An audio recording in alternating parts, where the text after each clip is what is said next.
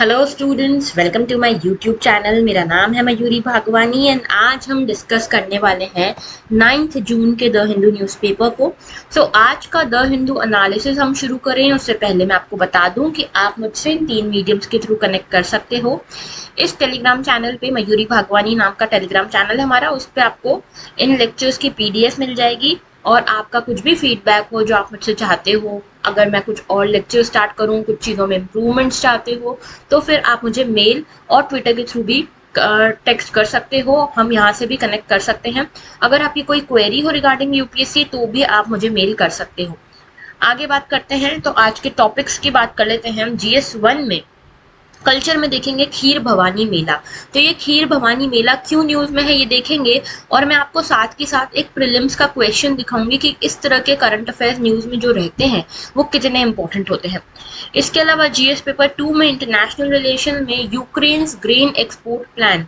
तो यूक्रेन का क्या प्लान है ग्रेन एक्सपोर्ट को लेकर और रशिया का क्या कहना है इसके ऊपर, इसको देखेंगे। यहाँ पे इंडो वियतनाम लॉजिस्टिक्स एग्रीमेंट, तो यहाँ पे एक लॉजिस्टिक एग्रीमेंट साइन हुआ है इंडिया और वियतनाम के बीच में, इसके बारे में समझेंगे। गवर्नेंस में एक एडिटोरियल देखेंगे हम, जिसमें हम देखेंगे कि जो फेक इनकाउंटर्स हैं वो कितने ज़्यादा खतरनाक हैं हमारी डेमोक्रेसी के लिए, हमारे देश के लिए, हमारे रूल ऑफ लॉ के लिए। तो bumping of the rule of law, इसके बारे में देखेंगे। GS3 में देखेंगे एनवायरमेंट में एनवायरमेंट परफॉर्मेंस इंडेक्स के बारे में, और इकोनॉमी में हम देखेंगे RBI raises rates to tame inflation. तो आरबीआई ने अपनी मॉनेटरी पॉलिसी को थोड़ा चेंज किया है और किस तरह से इन्फ्लेशन को कट करने की कोशिश की है इसको देखेंगे। GS4 में we have nothing for today. Okay, so देखो उससे पहले आगे बढ़े उससे पहले एक अनाउंसमेंट है। अनाउंसमेंट ये है कि आप लोग जो है, आप लोगों के लिए मैं एक लेकर आई हूँ कोर्स, एथिक्स का कोर्स है ये पूरा, GS पेपर 4 को कवर करता हुआ। ये 40 सेशंस का एक कोर्स होगा, ठीक है। और इसमें हम एथिक्स को एकदम word to word, cover to cover यहाँ पे कवर करने वाले हैं। सिलेबस पूरा कवर करेंगे फ्रॉम द स्क्रैच एंड इसमें प्रीवियस क्वेश्चन हम डिस्कस करने वाले हैं। हर दिन प्रैक्टिस करेंगे क्वेश्चंस को, आंसर राइटिंग करेंगे, केस स्टडीज के ऊपर ध्यान देंगे, कंटेंट एनरिचमेंट की तरफ ध्यान देंगे, देखेंगे कि किस तरह से कीवर्ड्स को यूज कर सकते हो, किस तरह से एग्जाम्पल्स को यूज कर सकते हो।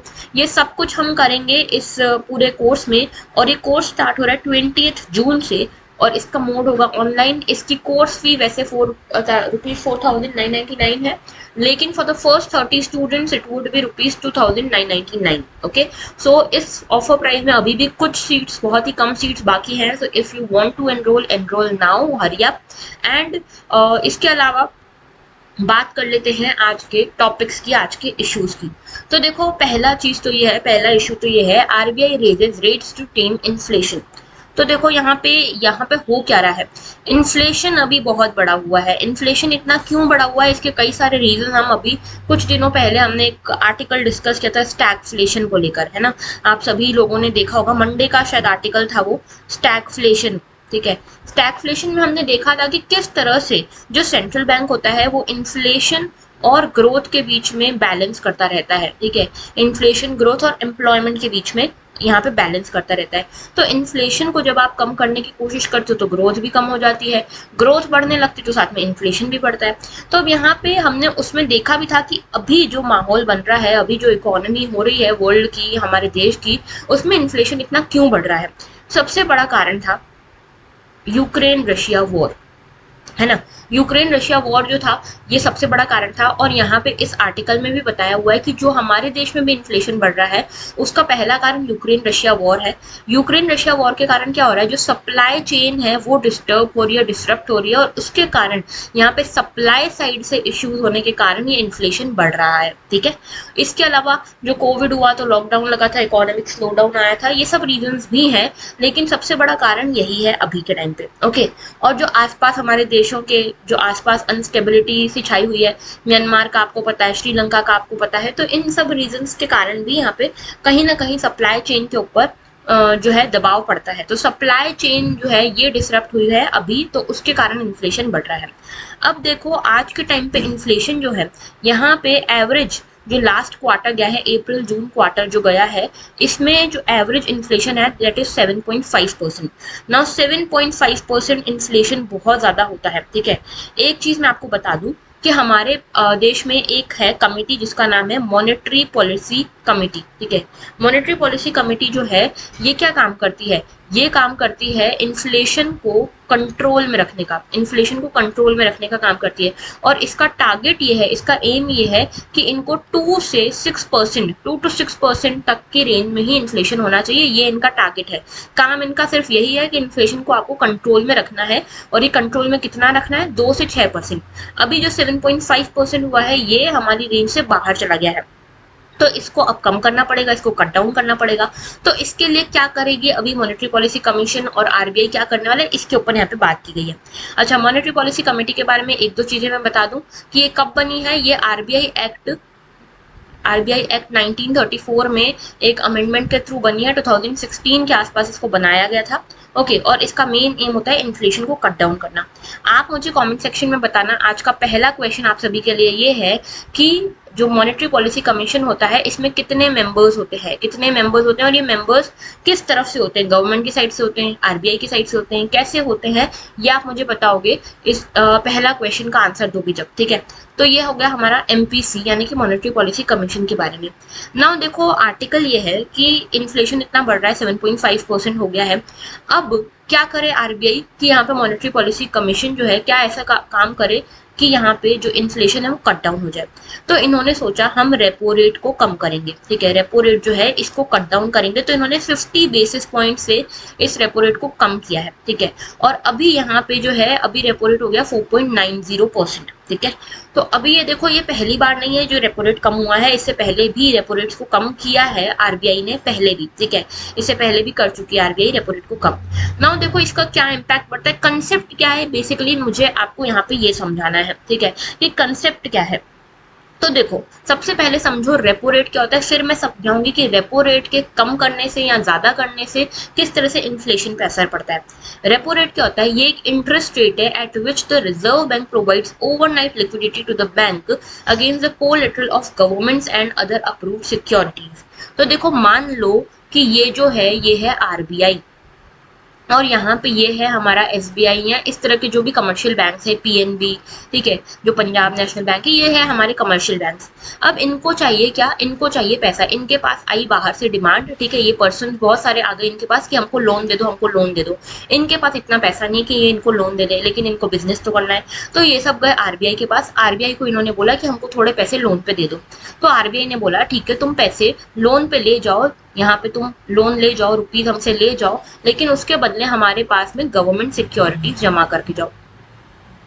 ओके, तो गवर्नमेंट सिक्योरिटीज आप जमा कर दो, और इसके बदले जो ये पैसे आप हमसे ले जा रहे हो उसके बदले हम आपसे कुछ इंटरेस्ट रेट तो लेंगे। तो ये जो इंटरेस्ट रेट होगा ना, ये इंटरेस्ट रेट होगा रेपो रेट, ठीक है, ये इंटरेस्ट रेट होगा रेपो रेट, समझ गए।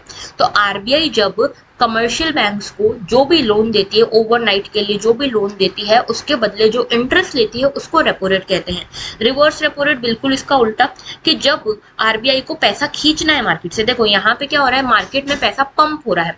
जब आरबीआई किसी कमर्शियल बैंक को पैसा देगी, लेंड करेगी, तो यहाँ पे क्या कर रही है आरबीआई, अपना पैसा कमर्शियल बैंक्स को दे रही। कमर्शियल बैंक्स क्या करेंगी, ये पैसा लोन पे देंगी लोगों को। तो मार्केट जो है, ठीक है, इकोनॉमी जो है, इसमें पैसा पंप हो गया, लिक्विडिटी क्या हुई, बढ़ गई। अब ऐसे में जब मार्केट में लिक्विडिटी बढ़ानी होती है तो आरबीआई जो कमर्शियल बैंक से उनको पैसा लोन में देती है, और जब आरबीआई को मार्केट से लिक्विडिटी खींचनी है, ठीक है, आरबीआई को मार्केट से पैसा खींचना है, तो ऐसे में आरबीआई क्या करती है, कमर्शियल बैंक्स जो है जैसे एसबीआई हो गया, इससे बोलती है कि आप हमको पैसा थोड़े टाइम के लिए लोन पे दे दो, ठीक है, और उसके बदले हम आपको एक इंटरेस्ट रेट देंगे, और इस इंटरेस्ट रेट को हम बोलते हैं रिवर्स रेपो रेट, ठीक है, RRR, रिवर्स रेपो रेट हम इसको कहते हैं, समझ गए।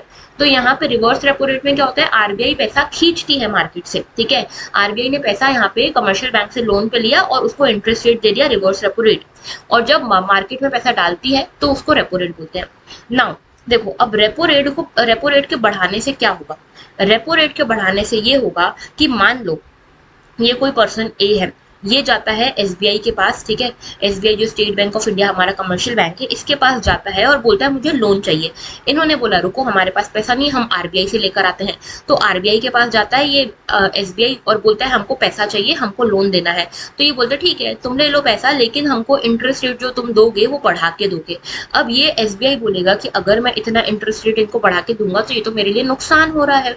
तो ये यहाँ पे एसबीआई जो है वो डिस्करेज होगा कि नहीं मुझे नहीं लेना आपसे लोन, ठीक है। एसबीआई जो है वो डिस्करेज होगा कि हमको आरबीआई से पैसे नहीं उठाने हैं। और अगर यहाँ पे मान लो कि यहाँ पे चलो एसबीआई बोलता है कि चलो ठीक है हम आपको इंटरेस्ट रेट दे भी देंगे, ठीक है, बढ़ा हुआ इंटरेस्ट रेट दे भी देंगे। तो यहाँ पे एसबीआई अपने ऊपर तो अकेले लेगा नहीं इतना बढ़ा हुआ इंटरेस्ट रेट, ये भी अपने इंटरेस्ट रेट बढ़ाएगा। तो यहाँ पे जब एसबीआई एक पर्सन को लोन देगा तो उसके भी इंटरेस्ट रेट बढ़ा के देगा। तो यहाँ पे ए भी डिस्करेज होगा लोन लेने के लिए, ठीक है। तो अल्टीमेटली क्या होगा कि यहाँ पे लिक्विडिटी पंप नहीं होगी मार्केट में लिक्विडिटी पंप नहीं होगी, लिक्विडिटी कम होगी। और ऐसा होने से क्या होगा कि लोगों के हाथ में, मार्केट में जब पैसा कम है, लोगों के हाथ में पैसा कम है तो लोग डिमांड कम करेंगे। और जब लोग डिमांड कम करेंगे तो यहाँ पे लोग डिमांड कम करेंगे तो यहाँ पे इन्फ्लेशन खुद ही खुद कम हो जाएगा, ठीक है। तो ये इस तरह से पूरी साइकिल चलती है। एक बार फिर से समझाती हूँ, देखो क्या होता है। देखो यहाँ पे एक सेकेंड में थोड़ा सा इसको साइड में, तो देखो हो क्या रहा है इस तरह से, देखो यहाँ पे देखो, ठीक है। हो क्या रहा है कि यहाँ पे आरबीआई जो है, आरबीआई ने बोला कि अगर किसी कमर्शियल बैंक को मुझसे पैसा लेना है तो उसको इंटरेस्ट रेट बढ़ा के देना पड़ेगा, रेपो रेट जो है वो बढ़ा के देना पड़ेगा। रेपो रेट बढ़ाने का मतलब यही हुआ कि आप मुझे इंटरेस्ट रेट बढ़ा के दोगे। तो एसबीआई ने बोला कि चलो ठीक है हम आपसे लोन लेते हैं, ठीक है, रुपीज में लोन लेते हैं और हम आपको इंटरेस्ट रेट जो है, रेपो रेट जो है वो बढ़ा के दे देंगे। तो यहाँ पे रेपो रेट बढ़ गया, यानी कि एसबीआई को इंटरेस्ट रेट ज्यादा देना पड़ेगा। अब एसबीआई क्या करेगी, वही जो लोन है वो किसी पर्सन को देगी, ये ए पर्सन को देगी। और ए पर्सन से जो इंटरेस्ट रेट ये मांगेगी ये भी बढ़ा हुआ होगा, ठीक है, क्योंकि इसको एसबीआई को भी तो बढ़े हुए इंटरेस्ट रेट पे लोन मिला है। तो एसबीआई इससे भी इंटरेस्ट रेट बढ़ा के लेगी। इसी को बोलते हैं मॉनेटरी पॉलिसी ट्रांसमिशन, ठीक है, ट्रांसमिशन की यहाँ पे जो भी ऊपर हो रहा है वही नीचे वाले लेवल पे भी हो रहा है। तो यहाँ पे भी इंटरेस्ट रेट बढ़ गया। और जब यहाँ पे इंटरेस्ट रेट बढ़ जाएगा तो ए जो है वो डिस्करेज होगा लोन लेने से। और ए जब डिस्करेज होगा लोन लेने से तो मार्केट में लिक्विडिटी नहीं जाएगी, मार्केट में पैसा नहीं जाएगा, डिमांड नहीं होगी, तो इन्फ्लेशन अपने आप कम हो जाएगा, ठीक है। तो ये था पूरा कंसेप्ट। अब देखो ये जो पूरा जो पॉलिसी अपनाई है आरबीआई ने, इसको बोलते हैं हम कैलिब्रेटेड टाइटनिंग, ठीक है, कैलिब्रेटेड टाइटनिंग कहते हैं। अब ऐसे बहुत सारे स्टैंसेस होते हैं कि आरबीआई अलग अलग टाइम पे अलग अलग तरह से बिहेव करती है, इसको हम बोलते हैं पॉलिसी स्टैंस, ठीक है। तो एक होता है अकोमोडेटिव पॉलिसी स्टैंस। ये कब होता है, जब हमको मार्केट में पैसा पंप करना है, ठीक है, मार्केट में जब आपको पैसा पंप करना है, लिक्विडिटी आपको बढ़ानी है, तब आपका क्या करते हो, तब आरबीआई क्या करता है, रेपो रेट को कम कर देता है। रेपो रेट को कम कर देगा तो बैंक्स इससे जल्दी जल्दी लोन लेंगे क्योंकि इंटरेस्ट रेट कम मिल रहा है उनको। और यही जो कंज्यूमर है वो भी कमर्शियल बैंक से कम इंटरेस्ट पे पैसा उठाएगा। तो यहाँ पे मार्केट में पैसा ज्यादा पंप होगा। तो यहाँ पे बेसिकली इकोनॉमिक ग्रोथ जब हमको बढ़ानी होती है और इन्फ्लेशन उतना ज्यादा नहीं है, तब आरबीआई इस तरह की पॉलिसी को अपनाता है, पॉलिसी स्टैंस को अपनाता है। न्यूट्रल पॉलिसी स्टैंस क्या होता है कि यहाँ पे ये चाहे आरबीआई चाहे तो रेट्स को कट भी कर सकता है और बढ़ा भी सकता है। यहाँ पे इक्वल प्रायोरिटी दी जाती है इन्फ्लेशन को और ग्रोथ को, ठीक है। आगे बात करते हैं हॉकिश स्टैंड। हॉकिश स्टैंड वो होता है जिसमें कि आरबीआई को इन्फ्लेशन को कम करना है कैसे भी करके, इन्फ्लेशन के ऊपर सबसे ज्यादा ध्यान है और इन्फ्लेशन को कम करना है, इसीलिए ये रेपो रेट बढ़ाने लगता है, ठीक है। तो रेपो रेट जब बढ़ाएगा तो यहाँ पे जो कमर्शियल बैंक है वो डिस्करेज होंगे पैसा उठाने से, कंज्यूमर जो है वो डिस्करेज होगा लोन लेने से, इसलिए मार्केट में पैसा कम जाएगा और इन्फ्लेशन कम हो जाएगा, ठीक है। तो यहाँ पे ये हॉकिश स्टैंड होता है जब यहाँ पे रेट्स जो है उनको बढ़ाया जाता है।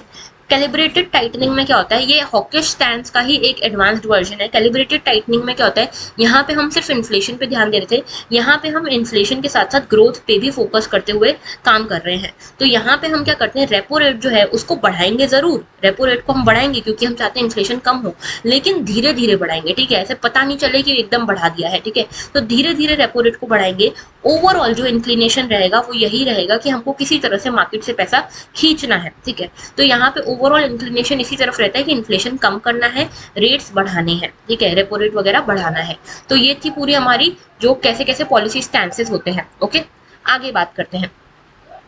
नेक्स्ट हमारा आर्टिकल है about a festival which is celebrated in Jammu Kashmir. ठीक है, जम्मू कश्मीर का एक फेस्टिवल है, खीर भवानी टेम्पल में होता है, खीर भवानी मेला इसका नाम है। ठीक है, तो न्यूज ये है कि 18,000 हिंदू जो कश्मीरी पंडित्स हैं उन्होंने यहाँ पे खीर भवानी टेम्पल में जो खीर भवानी मेला है वो सेलिब्रेट किया है आफ्टर 2 years। 2 साल लास्ट कोविड था 2020 में और 2021 में, इसलिए अब 2 साल के बाद ये खीर भवानी मेला सेलिब्रेट हो पाया है।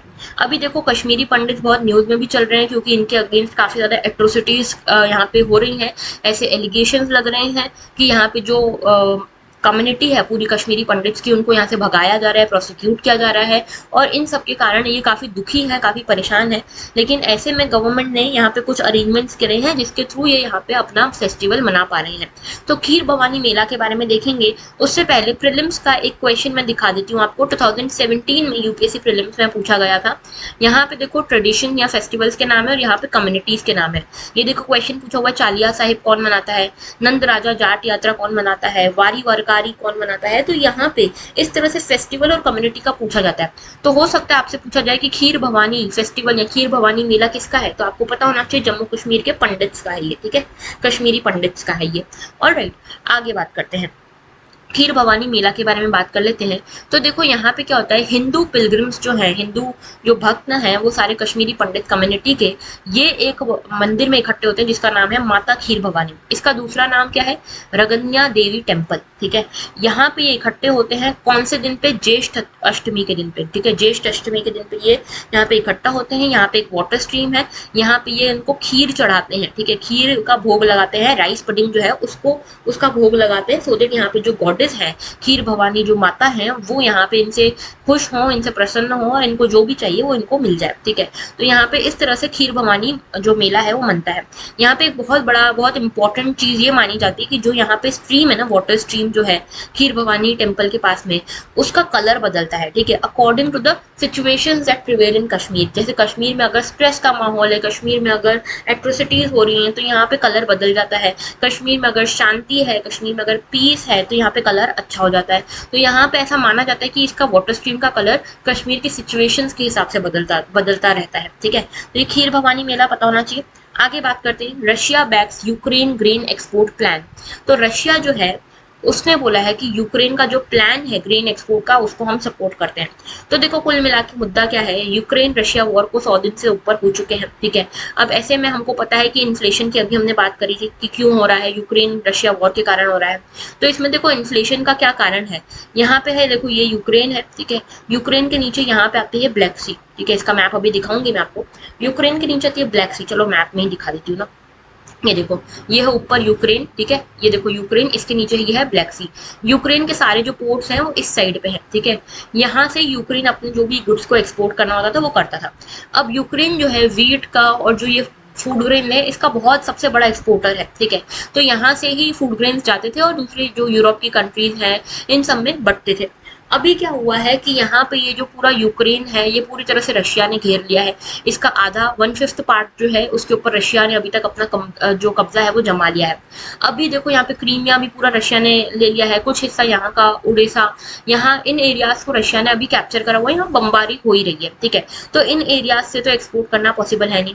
कुछ एरियाज जो बच गए हैं यूक्रेन ने यहाँ पे माइनिंग कर रखी है। ठीक है, जो माइनिंग हो जाती है ना जिसके ऊपर पैर रखो तो फट जाता है बॉम्ब, इस तरह से माइनिंग कर रखी है। ठीक है, जैसे कि अगर यहाँ पे कोई रशिया वाले अटैक करते हैं तो उनका सामना कर सके यूक्रेन, इसीलिए पूरे एरिया में माइनिंग कर रखी है। अब यूक्रेन ये सोच रहा है कि अगर मैंने यहाँ माइनिंग कर रखी है तो मैं अपना एक्सपोर्ट करूँ कैसे। आधा एरिया जो है वो रशिया ने एक्वायर कर रखा हुआ है और आधे एरिया में हमने खुद ने माइनिंग करी हुई है, रशिया को एक्वायर ना हो, रशिया एक्वायर ना करे उसके लिए। तो अब हम कैसे एक्सपोर्ट करें, और जब तक ये एक्सपोर्ट नहीं करेंगे तब तक इन्फ्लेशन जो है बढ़ा रहेगा। पूरे वर्ल्ड में इन्फ्लेशन बढ़ा हुआ है। ठीक है, स्पेशली ये जो इन्फ्लेशन है ये फूड प्राइसेस के कारण भी बढ़ रहा है। ठीक है, क्योंकि यहाँ पे यूक्रेन से फूड ग्रेन्स नहीं आ पा रहे तो ये पूरा यूरोप जो है इसमें फूड क्राइसिस आ गया है। ठीक है, और यूरोप में आया तो वर्ल्ड में, पूरे वर्ल्ड में भी आ गया है। ठीक है, तो यहाँ पे ये पूरा जो इशू चल रहा है वो ये चल रहा है। अब यहाँ पे यूएन ने, यूनाइटेड नेशन ने एक प्रपोजल रखा कि सब पार्टीज अगर मानती है, रशिया माने यूक्रेन माने, अगर सब पार्टीज मानती हैं तो हमको यहाँ पे यूक्रेन के कुछ पोर्ट्स खोल देने चाहिए, ब्लैक सी का इसको एक्सेस दे देना चाहिए, क्योंकि ब्लैक सी के थ्रू ही यहाँ पे फूड ग्रेन्स ट्रांसफर हो सकते हैं यूरोप में। ठीक है, तो यहाँ पे यूएन का ये प्रपोजल था।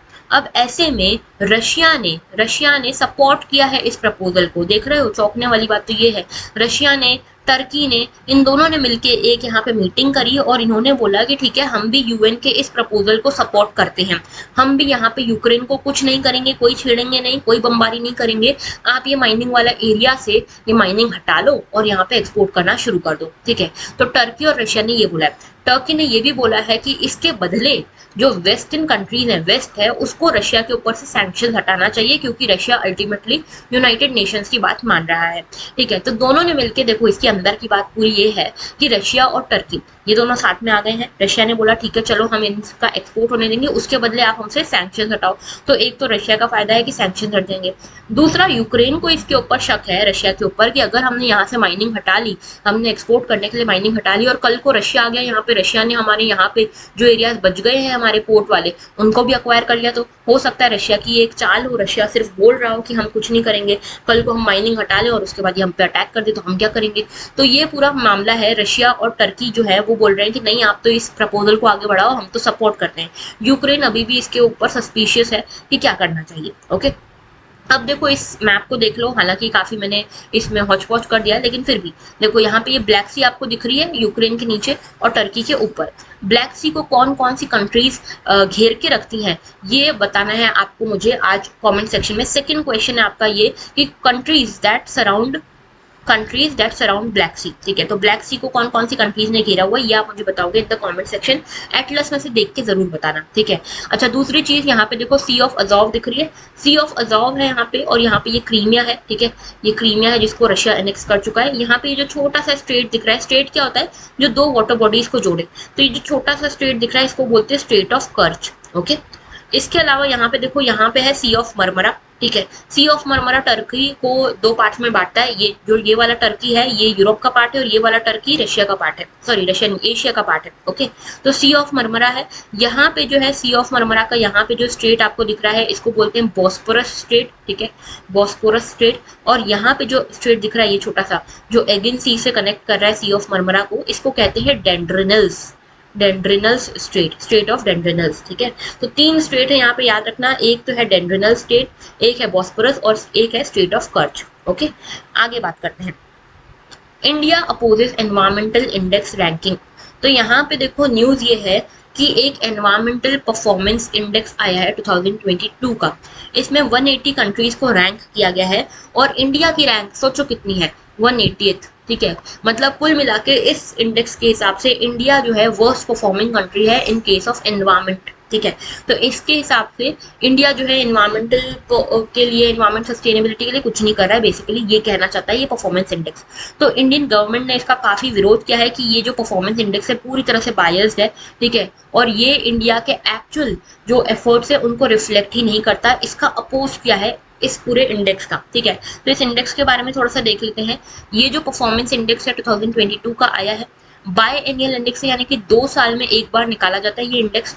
2002 में ये शुरुआत हुई थी इसकी, बेसिकली एनवायरमेंटल सस्टेनेबिलिटी इंडेक्स के फॉर्म में इसकी शुरुआत हुई थी और ये शुरुआत हुई थी वर्ल्ड इकोनॉमिक फोरम ने इसकी शुरुआत की थी along with Yale centre and Columbia university. ठीक है, अभी जो है ये जो 2022 वाला एनवायरमेंट परफॉर्मेंस इंडेक्स है इसमें वर्ल्ड इकोनॉमिक फोरम तो नहीं है, यहाँ पे दो लोग साथ में आए, दो ऑर्गेनाइजेशन, एक तो है येल सेंटर और एक है कोलंबिया अर्थ इंस्टीट्यूट। ठीक है, तो दो ये जो यूनिवर्सिटीज है साथ में आके इन्होंने एनवायरमेंट परफॉर्मेंस इंडेक्स निकाला है। इसके लिए 40 इंडिकेटर्स के ऊपर यहाँ पे जांच होती है, 11 इश्यूज के ऊपर जांच होती है और 180 कंट्रीज को इसमें रैंकिंग दी गई है। अब देखो इस पूरी रैंकिंग में अगर आप देखोगे तो इसमें टॉप किसने किया है, डेनमार्क ने टॉप किया है और इंडिया को लास्ट पोजीशन मिली है 188। ठीक है, और इसमें जो लास्ट ईयर था यानी कि 2020 में जो इसके पहले इंडेक्स आया था सेम, उसमें हमारी रैंकिंग 168 थी, अब तो लास्ट ही कर दिया है हमको। ठीक है, तो यहाँ पे इनका कहना है, इस रिपोर्ट का कहना है कि डेनमार्क हो गया, यूके हो गया, ये कुछ कंट्रीज ही हैं जो नेट जीरो एमिशन गोल्स के लिए कुछ कर रही हैं और 2050 तक 2050 तक नेट जीरो एमिशन शायद अचीव कर लें। लेकिन जो कंट्रीज, 4 कंट्रीज का इन्होंने बेसिकली नाम लिया है, चाइना, इंडिया, यूएस और रशिया। इनका कहना है कि ये जो 4 कंट्रीज हैं ये सबसे ज्यादा ग्लोबल जो ग्रीन हाउस एमिशन है, कार्बन एमिशन है वो कर रही हैं और 50% जो पूरे वर्ल्ड का 50% एमिशन है ये 4 कंट्रीज ही कर रही हैं और इनके कारण 2050 में हो सकता है कि नेट जीरो एमिशन हम अचीव ना कर पाए। ठीक है, तो इंडिया को बहुत ज्यादा ऐसा बोला गया है कि इंडिया जो है सिर्फ अपने इकोनॉमिक डेवलपमेंट पे ध्यान दे रहा है, एनवायरमेंटल सस्टेनेबिलिटी पे ध्यान नहीं दे रहा है। अब इंडिया के एफर्ट्स को गिन ही नहीं रहे हो आप लोग। ठीक है, इंडिया ने इतने सारे एफर्ट्स करे हैं, इंटरनेशनल सोलर अलायंस लाया है, यहाँ पे पेरिस एग्रीमेंट साइन किया है। ठीक है, इसके अलावा हमने ये नमामि गंगे मिशन लेकर आए हैं, हम क्लाइमेट जो ग्रीन क्लाइमेट मिशन है वो लेकर आए हैं। उसके अलावा हम नेशनल एक्शन प्लान लेकर आए हैं क्लाइमेट चेंज को लेकर। ठीक है, इसके अलावा हम जो इलेक्ट्रिक व्हीकल्स को प्रमोट करने के लिए सो दैट फ्यूल ना यूज हो, फेम स्कीम लेकर आए हैं। ठीक है, एलपीजी के लिए उज्ज्वला स्कीम लेकर आए हैं। ठीक है, सो दैट हम वुड्स को यहाँ पे बर्न ना करें और यहाँ पे पोल्यूशन ना हो। इतने सारे एफर्ट्स लिए हैं, इनको कुछ यहाँ पे दिख ही नहीं रहा है। चलो ठीक है, आगे बात करते हैं। India and Vietnam sign mutual logistic agreement. तो इंडिया और वियतनाम ये दो कंट्रीज ने एक लॉजिस्टिक एग्रीमेंट साइन किया है। Now what does this logistic agreement mean? यहाँ पे इसका मतलब ये है कि मान लो ये है वियतनाम। ठीक है, वियतनाम जो है, वियतनाम की एक ये वियतनाम है, ये इंडिया है। मान लो इसे लोकेशन का देख लेना है ना। यहाँ की जो आर्मी है ये मान लो मैरीटाइम रूट से निकल रही है, सी रूट से निकल रही है। इसकी शिप जो है इसको फ्यूल की जरूरत पड़ती है, तो ये इंडिया में रुक सकती है, इंडिया में फ्यूल भरा सकती है, जो भी दिक्कत है परेशानी है वो यहाँ पे सॉल्व करके फिर आगे बढ़ सकती है। तो ये लॉजिस्टिक एग्रीमेंट इस तरह से होता है कि एक दूसरे के हम जो आर्मी है या नेवी है उसको सपोर्ट प्रोवाइड करेंगे अगर इधर इस तरह से कोई जरूरत पड़ती है तो। ठीक है, तो यहाँ पे इसको लेकर एक जॉइंट विजन स्टेटमेंट साइन हुआ है 2030 के लिए। ठीक है, कि 2030 तक हम इस तरह की एक पार्टनरशिप, इस कोऑपरेशन को जारी रखेंगे। ठीक है, और यहाँ पे देखो एक चीज इंपॉर्टेंट ये है कि इंडिया वियतनाम रिलेशन में एक स्ट्रेटेजिक इंपॉर्टेंस ये है कि वियतनाम जो है ये इंडो पैसिफिक रीजन में पड़ता है, और इंडो पैसिफिक रीजन हमारे लिए कितना इंपॉर्टेंट है आप सभी जानते हैं। ठीक है, तो इंडो पैसिफिक रीजन की स्टेबिलिटी भी मेंटेन हो जाएगी इसके थ्रू, और इंडिया की थोड़ी प्रेजेंस भी दिखने को मिलेगी पूरे मैरीटाइम एरिया में। ठीक है, दूसरी चीज ये भी है कि यहाँ पे जो हमारा एक्ट ईस्ट पॉलिसी हमारी चल रही है, एक्ट ईस्ट पॉलिसी, उसमें हम वियतनाम के साथ थोड़ा ज्यादा कोऑर्डिनेशन कर पाएंगे, और इसके कारण हमारी जो कंट्रीज हैं जो एकदम साउथ ईस्ट एशिया की, वो हमारे थोड़ी और क्लोज आ पाएंगी। ठीक है, तो ये लॉजिस्टिक एग्रीमेंट साइन करने का फायदा हुआ। दोनों ने ये जो दोनों कंट्रीज हैं उन्होंने अभी फाइनलाइज किया है कि लगभग $500 मिलियन का हम यहाँ पे डिफेंस लाइन ऑफ क्रेडिट बनाएंगे। डिफेंस लाइन ऑफ क्रेडिट इतना वियतनाम को हमने दिया है, इसमें हम उनका आईटी लैब तैयार करवाएंगे, लैंग्वेज लैब तैयार कराएंगे, और यहाँ पे जो भी कैपेसिटी बिल्डिंग है वियतनाम को उसमें मदद करेगा इंडिया। इसीलिए इंडिया ने अभी $500 मिलियन यहाँ पे US मिलियन डॉलर्स अभी दिए हैं इसको, वियतनाम को। ओके, अब देखो थोड़ी सी और बात कर लेते हैं इंडिया और वियतनाम के बारे में। तो देखो हमारे जो डिप्लोमेटिक रिलेशन है काफी पुराने हैं।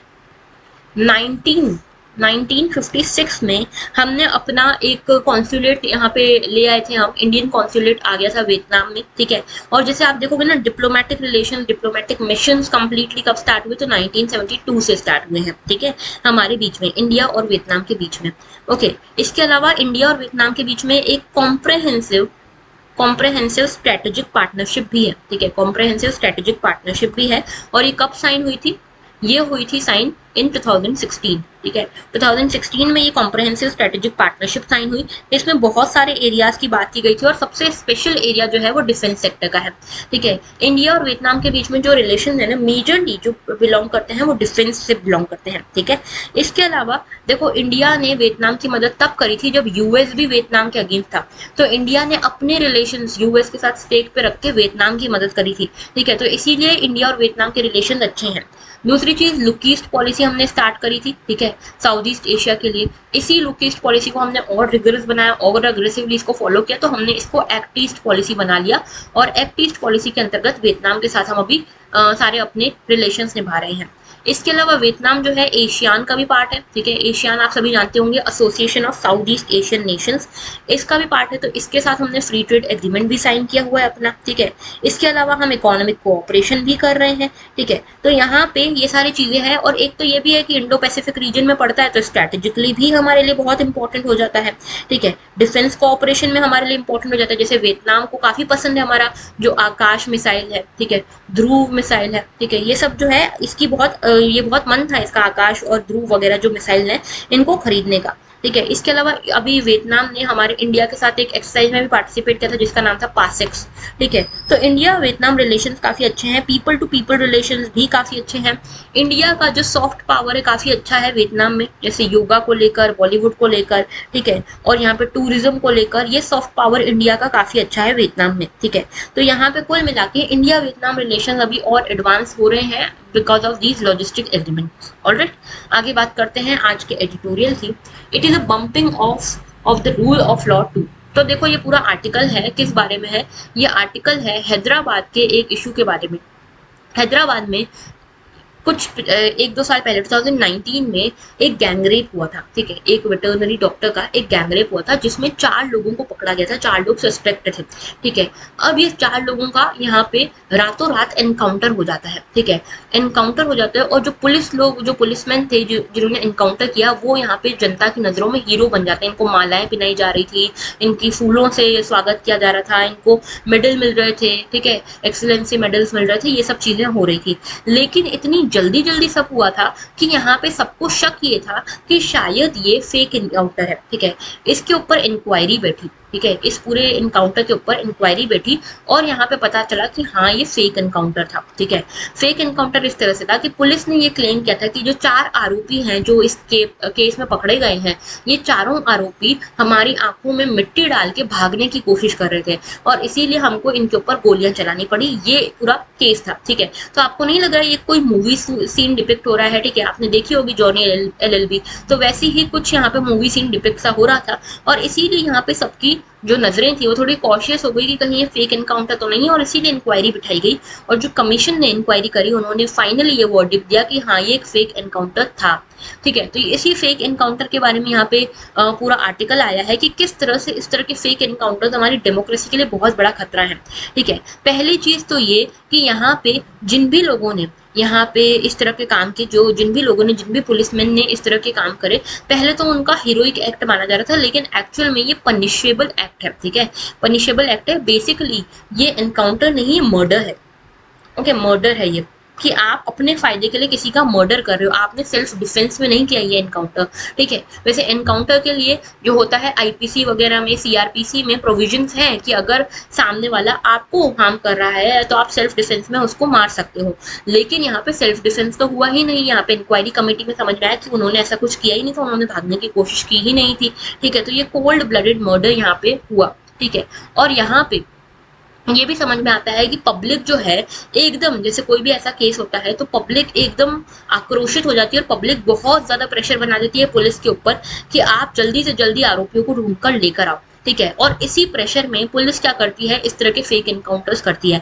हालांकि इस एडिटोरियल में इसको बिल्कुल जस्टिफाई नहीं किया गया है, लेकिन ये एक रीजन है जिसके पीछे ये फेक एनकाउंटर्स होते हैं। ठीक है, इसके अलावा पुलिस जो भी लोग पुलिसमैन जो है ये एनकाउंटर्स करते हैं, उनको किसी को एनकाउंटर स्पेशलिस्ट का टैग मिल जाता है, तो ये इस टैग को काफी प्राउड के साथ कैरी करते हैं। ठीक है, इस तरह के एक्सीलेंसी अवार्ड्स मिलते हैं एनकाउंटर करने के लिए। तो इन चीजों को हमको डिस्करेज करना पड़ेगा, इस तरह के कल्चर को हमको डिस्करेज करना पड़ेगा अगर हमको चीजें सुलझानी है, सही करनी है तो। ठीक है, कोई ऐसा पर्सन, कोई ऐसे लोग जिनके हाथ में कोई वेपन नहीं था, उसके ऊपर आप गोलियां चला रहे हो तो ये मर्डर ही होता है, ये पूरी तरह से मर्डर है। अब यहाँ पे कुछ गवर्नमेंट्स का यहाँ पे जिक्र किया गया है कि इस गवर्नमेंट ने एनकाउंटर्स को एनकरेज किया। हम जब भी आंसर्स लिखेंगे हमको किसी भी गवर्नमेंट का नाम नहीं लेना है कि इस स्टेट के CM ने या इस स्टेट के CM ने ऐसा किया है, इनका नाम नहीं लेना है, किसी पार्टी का नाम हमको नहीं मेंशन करना है अपने आंसर्स में। ठीक है, हाँ ये जरूर है कि अभी क्या हो रहा है, अभी इस तरह के कल्चर्स को बहुत बढ़ावा मिल रहा है। आपको याद होगा कुछ टाइम पहले विकास दुबे का भी इसी तरह का कुछ केस आया था। ठीक है, उनका भी एनकाउंटर ही हुआ था।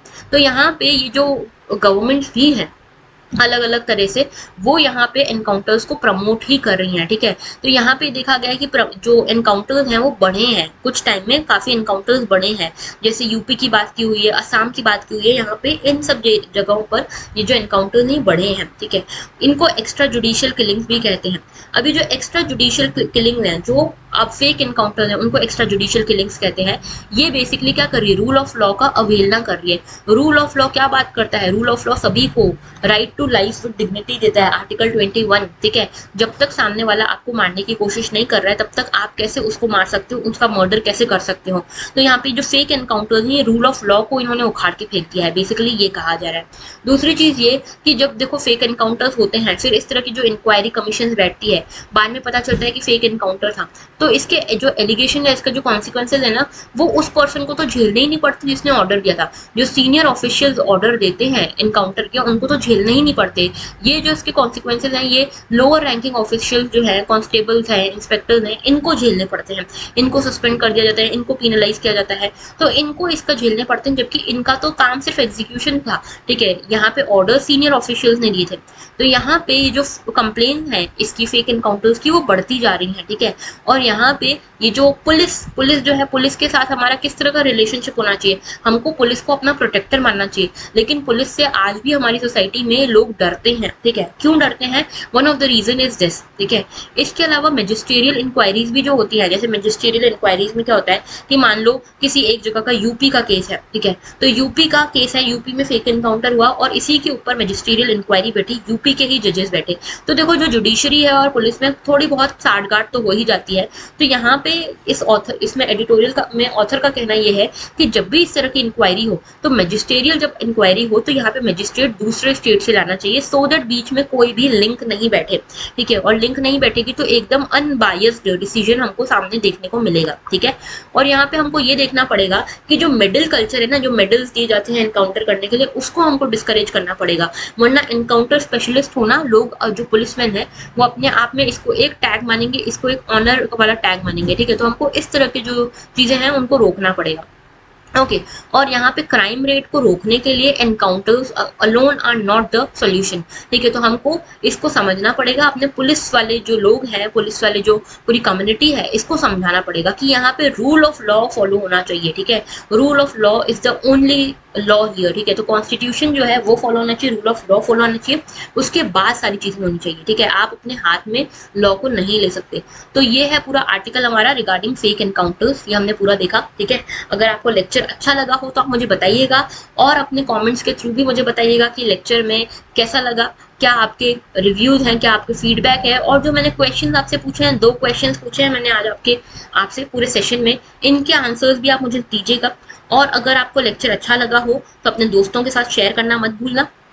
इसके अलावा मैंने कुछ क्वेश्चन आपसे कल पूछे थे, ठीक है। क्वेश्चन मैंने पूछा था एक तो कि food safety and standard authority of India किसके अंतर्गत आता है, कौन सा एक्ट है, 2006 का एक्ट था, तो इसीलिए एक स्टैट्यूटरी बॉडी बन जाता है, ठीक है। और ये कौन सी मिनिस्ट्री के अंतर्गत आता है, ministry of health and family welfare के अंतर्गत आता है। इसके अलावा मैंने आपसे पूछा था एक बॉडी थी NTCA, national tiger conservation authority, ठीक है। ये कौन सी एक्ट के अंतर्गत बनी थी, तो वाइल्ड लाइफ प्रोटेक्शन एक्ट 1972 के अंतर्गत ही बनी थी, ठीक है। मुझे इसके बहुत सारे आंसर्स मिले। अब मुझे समझ में आ रहा है कि आपकी जील, अब आपका जो एक्साइटमेंट है एग्जाम क्रैक करने का, एक्चुअल में अब दिखना लगा है, ठीक है, क्योंकि बहुत सारे कॉमेंट्स आए।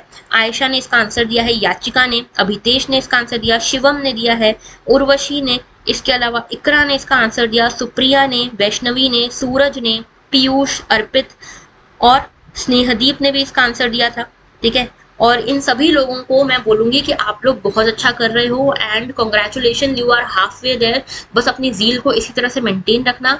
जिन लोगों ने कमेंट्स नहीं किया है वो भी कमेंट करो, क्योंकि देखो रिटेंशन इज वेरी इंपॉर्टेंट, और करंट अफेयर्स में सबसे बड़ी दिक्कत ही रिटेंशन की होती है, ठीक है। आप याद नहीं रख पाते हो, आप पढ़ते जरूर हो लेकिन याद नहीं रख पाते हो, तो रिटेंशन के लिए आपको इन कॉमेंट्स का जरूर, इन क्वेश्चंस का जरूर कॉमेंट सेक्शन में आंसर करना चाहिए, ओके। तो that was all, thank you for watching and have a very good day.